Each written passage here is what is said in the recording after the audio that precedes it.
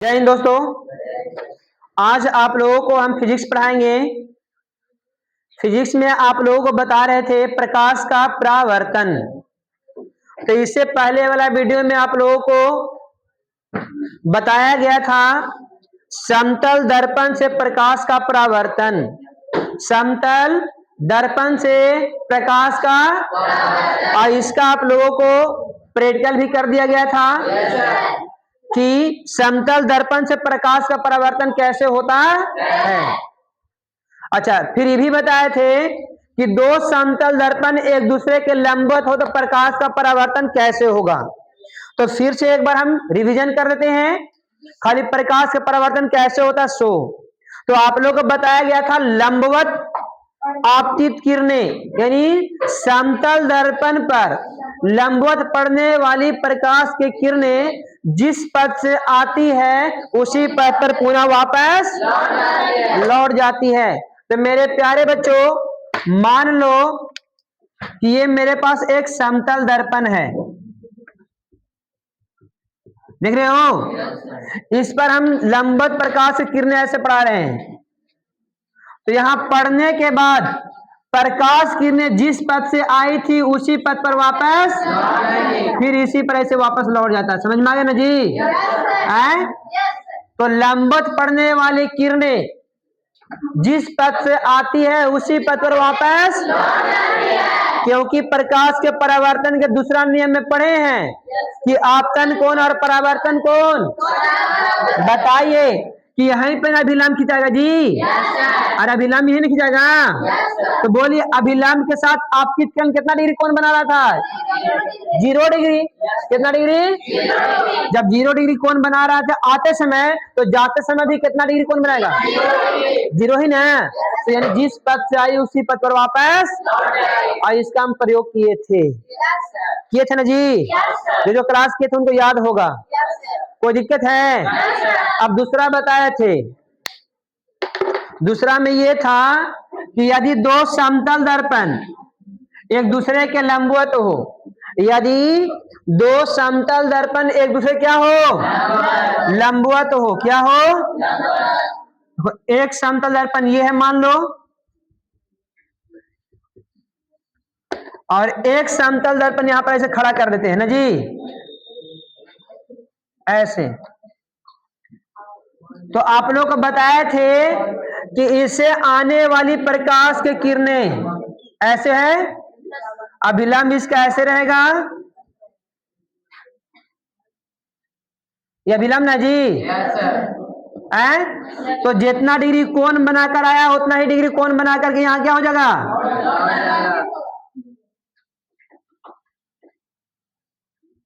ऐसे लौट गया ना जी।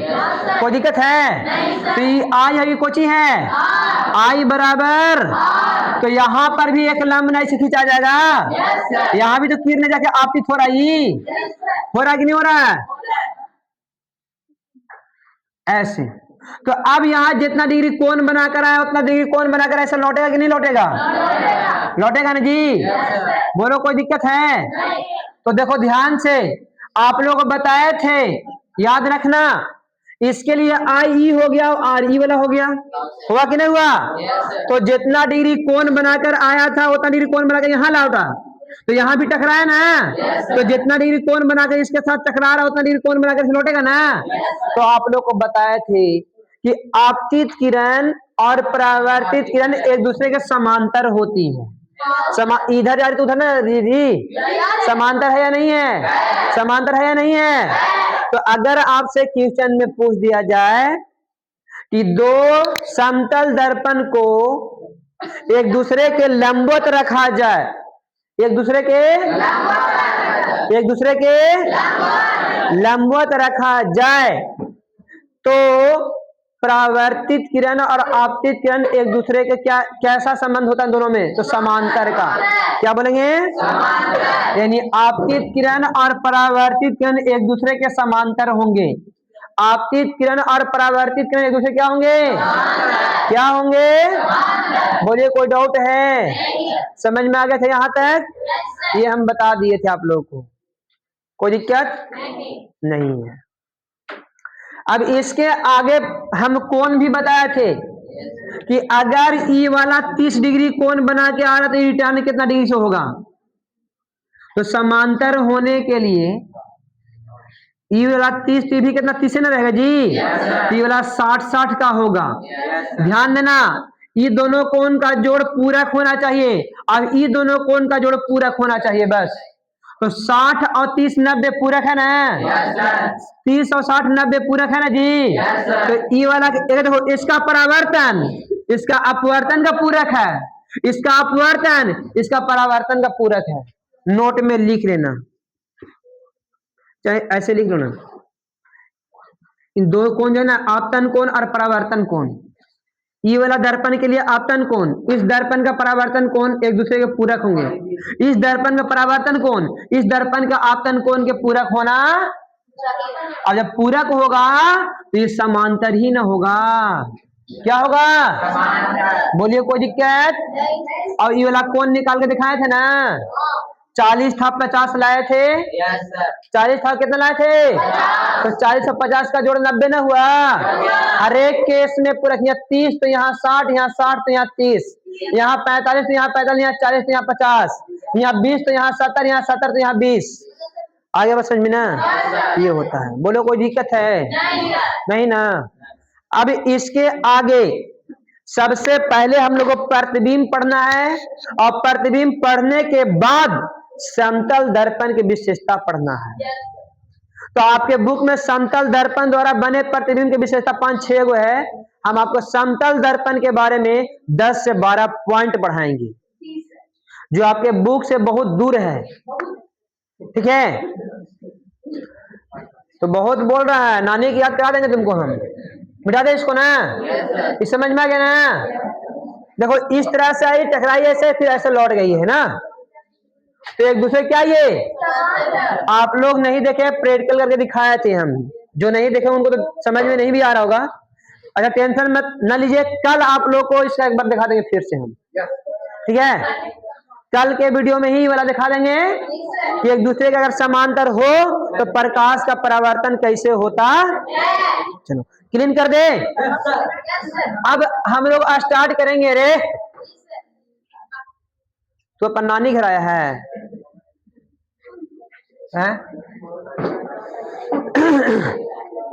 सुनिए ध्यान से। अरे सब नाती पोता है जी,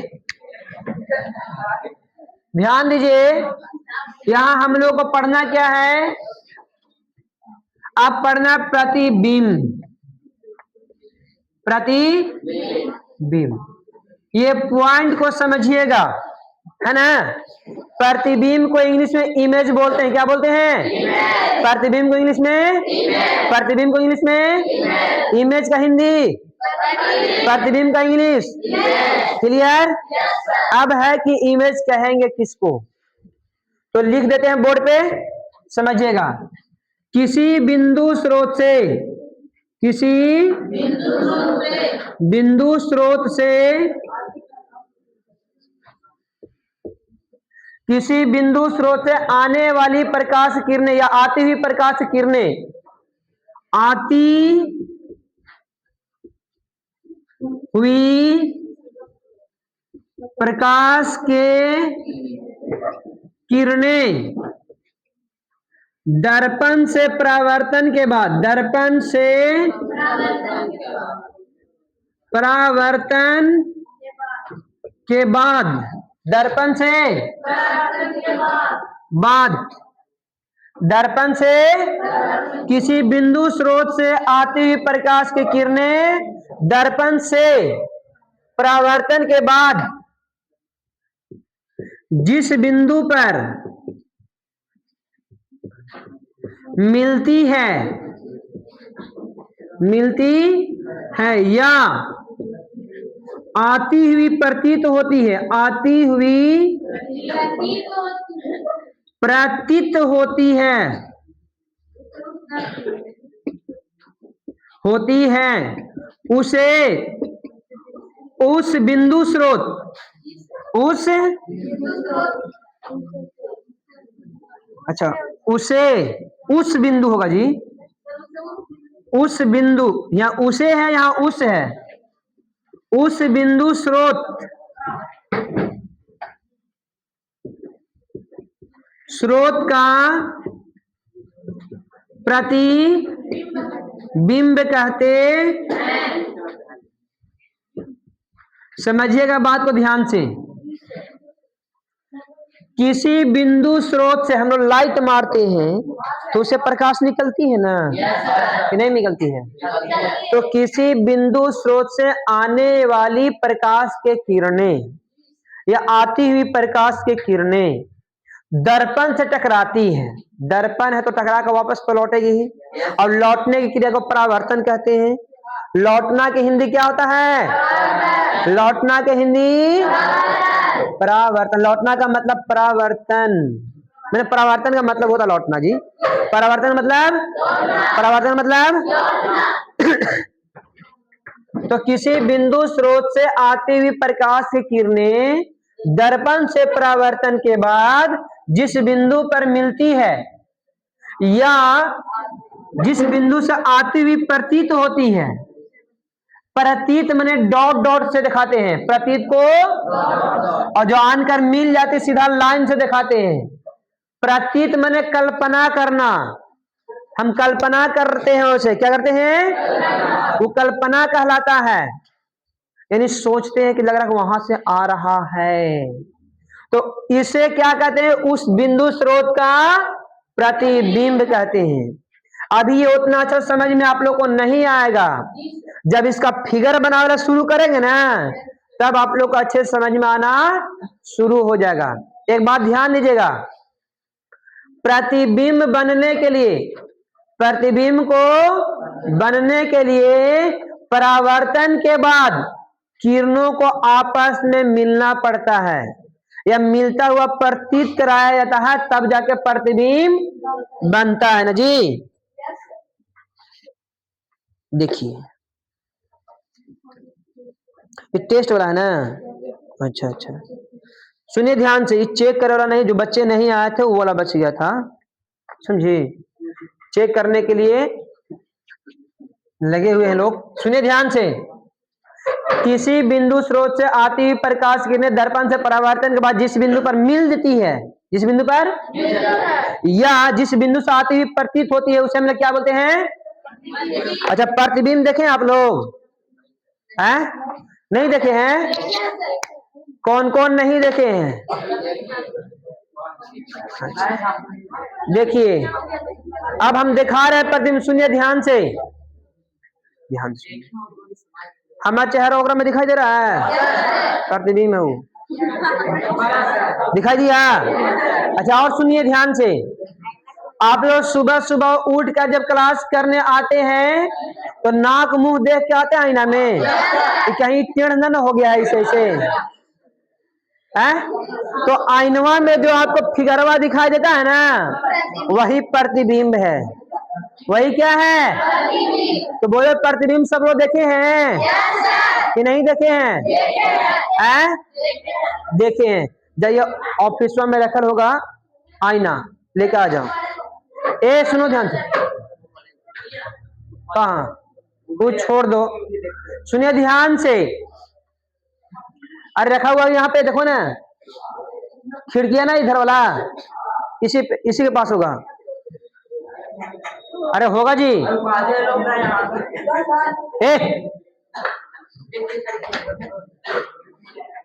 हाँ तोड़ दो।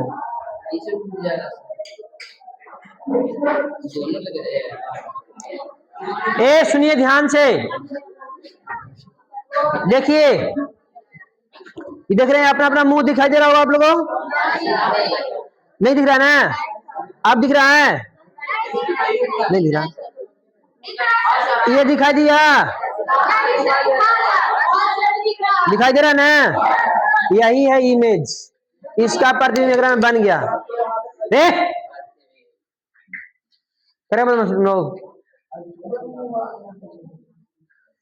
इस मार्कर का इसमें क्या बन रहा है? क्या बन रहा है? यही प्रतिबिंब है। प्रतिबिंब दिखाई दिया आप सबको कि नहीं दिखाई दिया? दिखाई दिया। अब इस सब चीजों को हम लोग आगे पढ़ेंगे, अभी छोड़ दो इसको। प्रतिबिंब दो प्रकार के होते हैं, वास्तविक और काल्पनिक। वास्तविक और ये प्रतिबिंब समझ में आ गया। किसी बिंदु स्रोत से आती हुई प्रकाश की किरण दर्पण से परावर्तन के बाद जिस बिंदु पर मिलती है या जिस बिंदु से आती हुई प्रतीत होती है उसे उस बिंदु स्रोत का प्रतिबिंब कहते हैं। प्रतिबिंब कितने प्रकार के? देखिए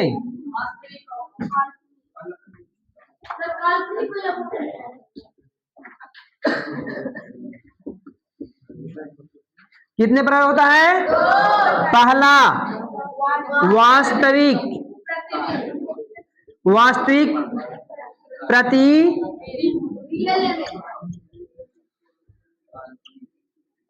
और दूसरा है काल्पनिक या आभासी। काल्पनिक या आभासी प्रतिबिंब, समझना अच्छा से आप लोग। काल्पनिक या आभासी प्रतिबिंब, अब एक है वास्तविक। तो सबसे पहले वास्तविक प्रतिबिंब देखेंगे हम लोग। क्या देखेंगे हम लोग?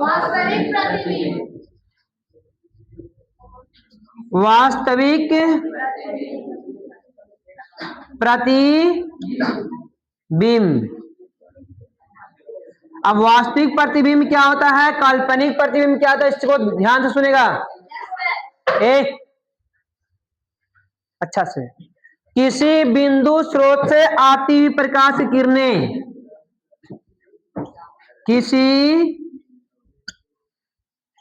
बिंदु स्रोत से आती हुई प्रकाश की किरणें दर्पण से परावर्तन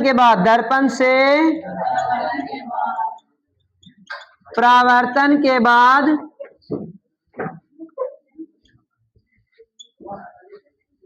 जिस बिंदु पर वास्तविक रूप से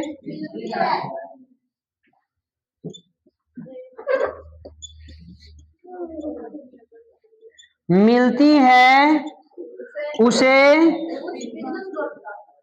उस बिंदु स्रोत का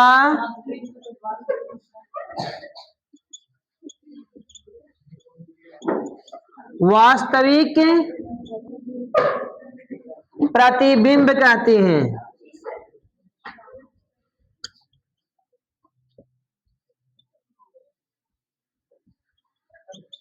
क्या कहते हैं? उसे उस बिंदु स्रोत क्या बोलते हैं? वास्तविक। अब एक बात यहां ध्यान देना नोट में। पहला बात, वास्तविक प्रतिबिंब को पर्दे पर प्राप्त किया जा सकता है।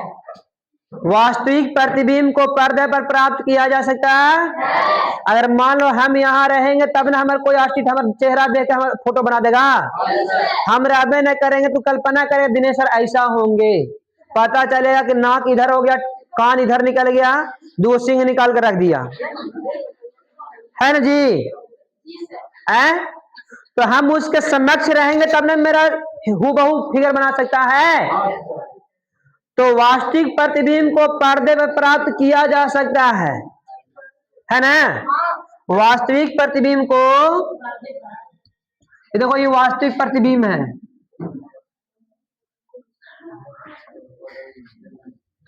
वास्तविक प्रतिबिंब को पर्दे पर प्राप्त किया जा सकता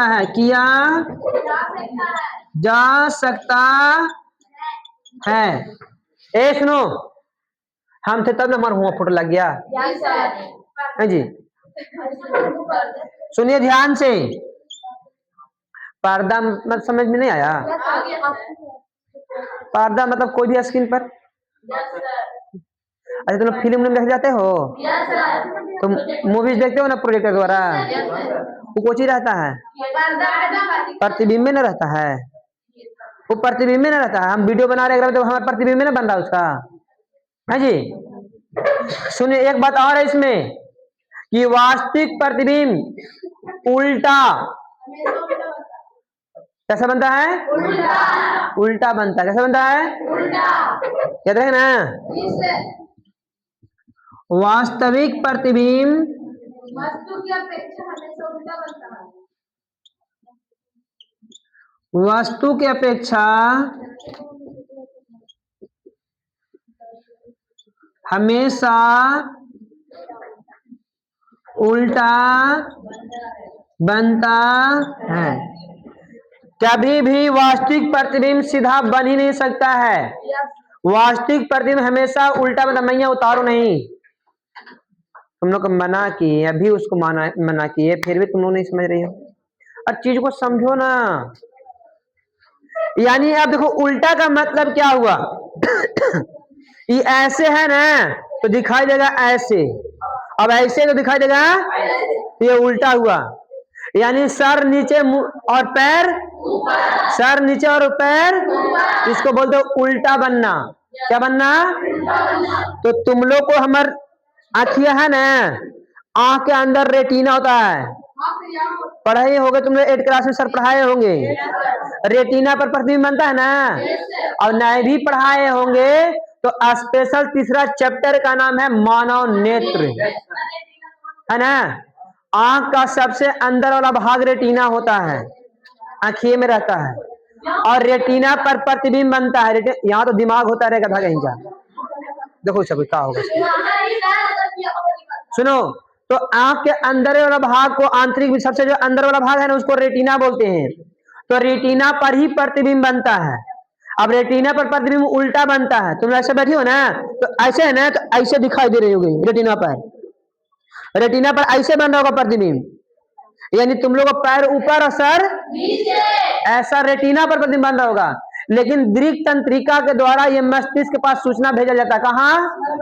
अब मस्तिष्क कहता है कि उसको ऐसे पलट के देखिए एकदम सीधा, तो फिर सीधा करके तुम लोग देखते हैं हाँ मुड़िया ऊपरे है और गुड़वा नीचे है। आगे समझ में। तो प्रतिबिंब कितने प्रकार के? वास्तविक और मेरे प्यारे बच्चों, वास्तविक किसी बिंदु स्रोत से आती हुई प्रकाश की किरण दर्पण से परावर्तन के बाद जिस बिंदु पर वास्तविक रूप से मिलती है, वास्तव में एकदम वास्तव में एक दूसरे को काट देती है, तो उसे उस बिंदु स्रोत का वास्तविक प्रतिबिंब कहते हैं। क्या कहते हैं? वास्तविक प्रतिबिंब। अब वास्तविक और काल्पनिक प्रतिबिंब कब समझ में आएगा? जब इसका हम लोग फिगर बनाएंगे, ठीक है। अब देखो, वास्तविक प्रतिबिंब को पर्दे पर प्राप्त किया जा सकता है, वास्तविक प्रतिबिंब को पर्दे पर प्राप्त किया जा सकता है, लेकिन काल्पनिक प्रतिबिंब को पर्दे पर प्राप्त नहीं किया जाता है। वास्तविक प्रतिबिंब वस्तु की अपेक्षा हमेशा सीधा बनता है। वास्तविक प्रतिबिंब वस्तु की अपेक्षा हमेशा कैसा बनता है? उल्टा। तुम लोग ध्यान नहीं देते हो। हम पिछले बार सीधा बोले, तुम लोग कुछ नहीं बोले। सीधा बनेगा? साफ साफ लिखा हुआ है ना जी, साफ साफ लिखा हुआ है कि नहीं लिखा हुआ है कि वास्तविक प्रतिबिंब वस्तु की अपेक्षा हमेशा उल्टा बनता है। कैसा बनता है? देखो चीजों, दिमाग को सिर्फ यहां रखो, सब समझ में आ जाएगा। अब यहां से कुछ लोगों को लग रहा छुट्टी होगा तो कुछ खाना मिलता घरे, भुला जाओ। यहाँ देखो, दो बात याद रखना। वास्तविक प्रतिबिंब को पर्दे पर प्राप्त किया जा सकता है, यह ऑब्जेक्टिव में पूछता है। ऑब्जेक्टिव में भी पूछता है वास्तविक प्रतिबिंब वस्तु की अपेक्षा हमेशा कैसा होगा? तो उल्टा होगा। कैसा होगा? बोलो कोई दिक्कत? तो ये वाला उतार लो जल्दी से।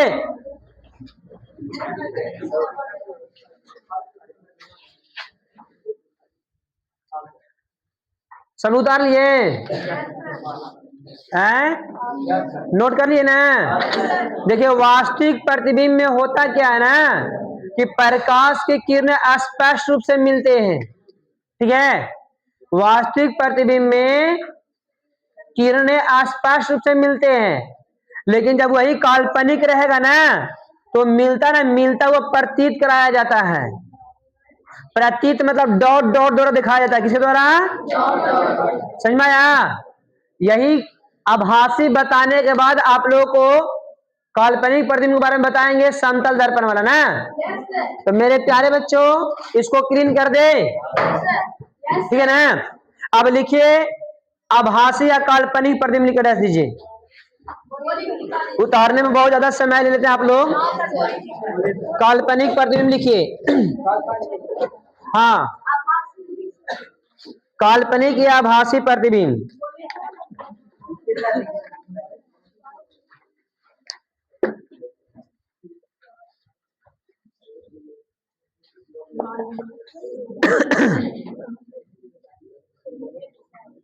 वर्चुअल इमेज बोलते हैं ना, और इसको बोलते हैं रियल इमेज। सुनिए, किसी बिंदु स्रोत से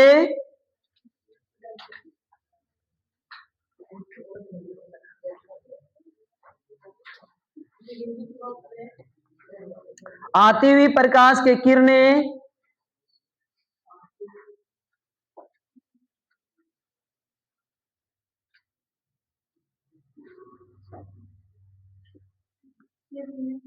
आती हुई प्रकाश के किरणें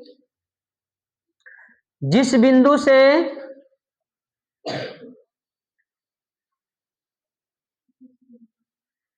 आती हुई प्रतीत होती है। अरे क्या लिखा है जी, एक मिनट। किसी बिंदु स्रोत से आती हुई प्रकाश की किरणें, नहीं काटो उसको। जिस बिंदु से लिखा है ना उसको काट दो। किसी बिंदु स्रोत से आती हुई प्रकाश की किरणें दर्पण से परावर्तन के बाद, किसी बिंदु स्रोत से आती हुई प्रकाश के किरणें दर्पण से परावर्तन के बाद, दर्पण से परावर्तन के बाद जिस बिंदु से आती हुई प्रतीत होती है, किसी बिंदु स्रोत से आती हुई प्रकाश के किरणें दर्पण से परावर्तन के बाद, दर्पण से परावर्तन के बाद, सुजीत क्या कर रहा है जी? दर्पण से परावर्तन के बाद जिस बिंदु से आती हुई प्रतीत होती है,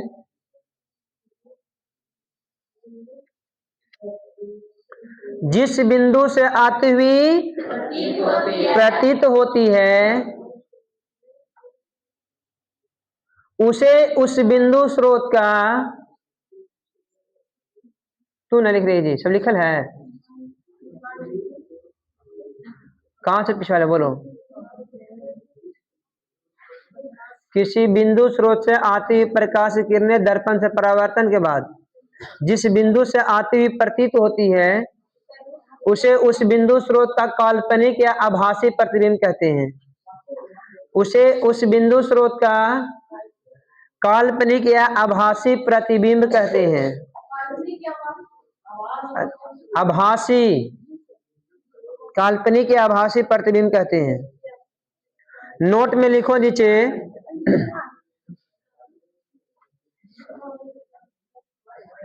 नोट में लिखो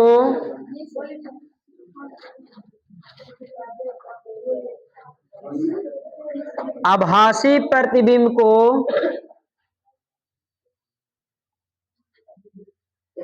आभासी प्रतिबिंब को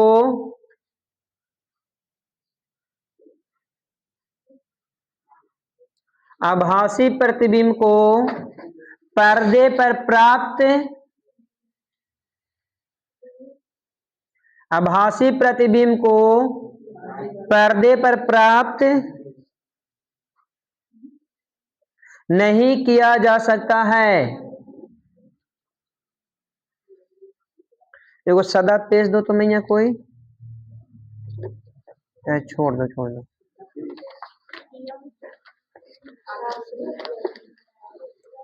दूसरा लिखिए,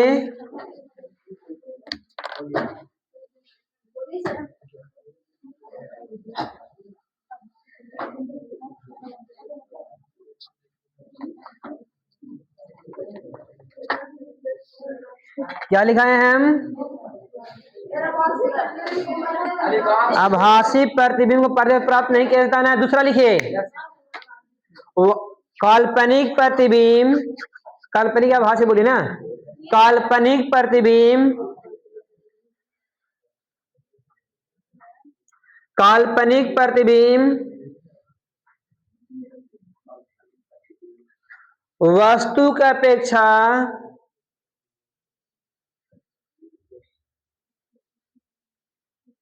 हमेशा सीधा बनता है।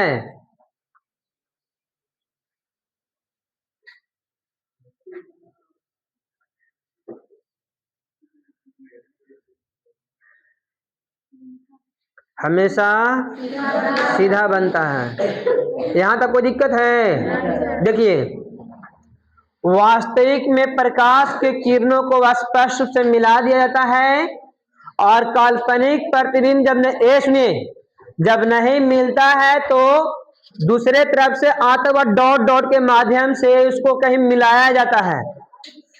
रे लड़की, तो जहां पर मिलता वहां पर लगता है कहीं से आ रही है प्रकाश किरण ना, इसलिए उसको काल्पनिक बोलते हैं, कल्पना किया जाता है ना, उसको क्या करते हैं?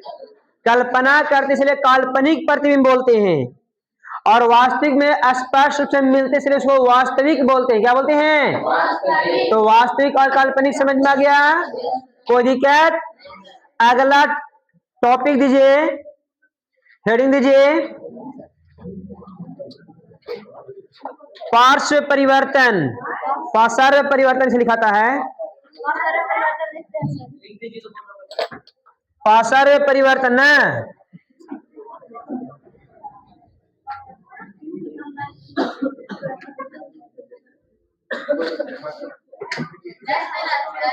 हाँ, डैश देना है। ये हल्ला नहीं कीजिए। देखिए,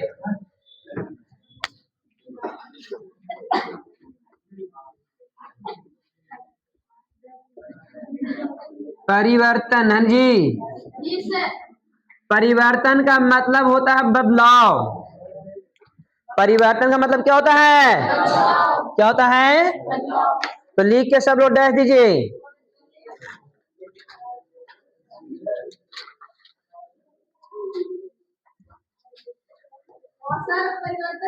हाँ,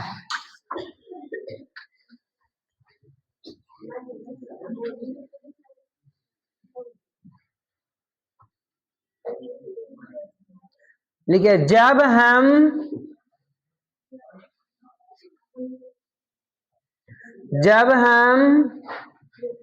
किसी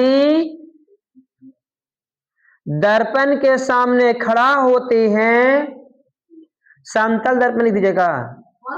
हाँ लिखिए, समतल दर्पण के सामने, जब हम किसी समतल दर्पण के सामने खड़ा होते हैं, जब हम किसी समतल दर्पण के सामने खड़ा होते हैं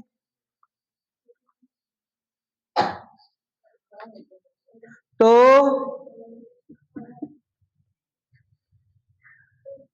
एक विशेष प्रकार का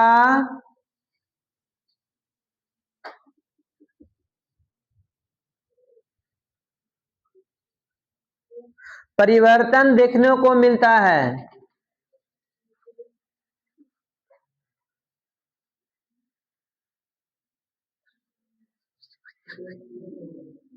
जिसमें एक विशेष प्रकार का परिवर्तन देखने को मिलता है, जिसमें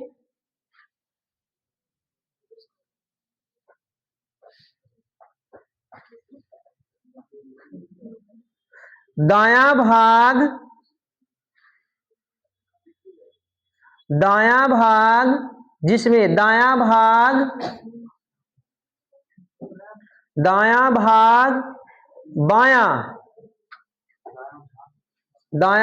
बायां तथा बायां भाग दायां उल्टा लिखना है ना, बायां भाग दायां,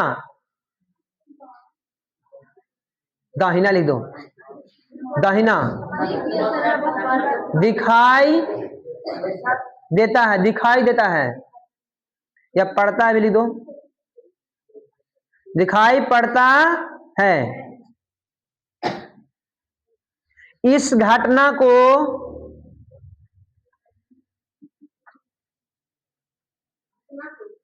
असर्व परिवर्तन कहते हैं। अब इस चीज को थोड़ा सा अमेजिंग कीजिएगा मेरे प्यारे बच्चों, है ना।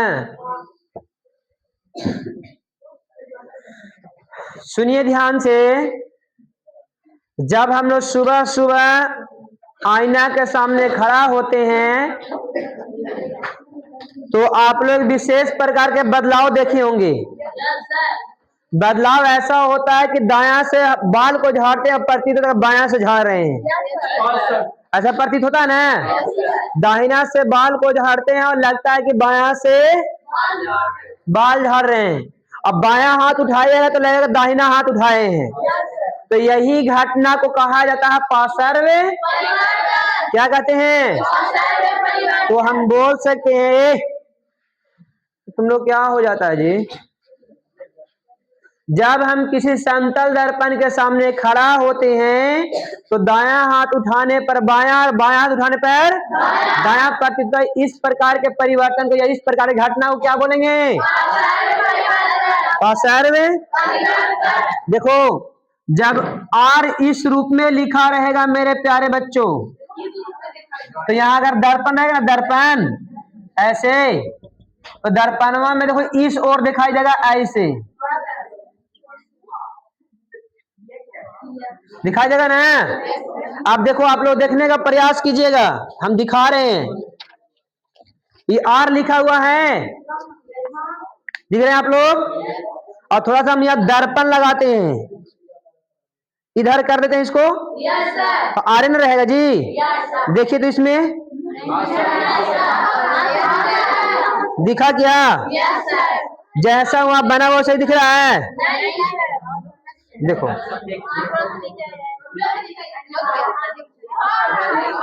दिखाइए, इधर भी देख लो, है जी,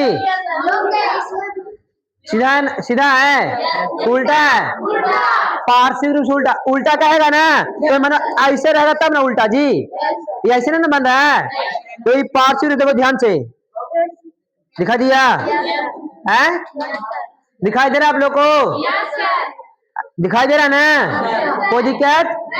तो इसी घटना को बोला जाता है पार्श्व। बोलो, कोई डाउट है? तो यहाँ तक आप लोग को अच्छे समझ में आ गया होगा। क्या बोलेंगे पार्श्व परिवर्तन क्या है, तो बोलेंगे जब हम किसी समतल दर्पण के सामने खड़ा होते हैं तो एक विशेष प्रकार के परिवर्तन दिखने को मिलता है। यह परिवर्तन ऐसा होता है कि दायां हाथ उठाने पर बायां और बायां उठाने पर दायां प्रतीत होता है। इस घटना को क्या बोलेंगे, क्या बोलेंगे, बोलिए। को डाउट, किसी पर डाउट? इसमें अगर R ऐसे लिखा रहेगा तो लिखा जाएगा ऐसे, नीचे लिख लो ये वाला। हाँ, नोट में नहीं, इसको नीचे उतार लो जैसे में, फिगर बाद डायग्राम बना दो।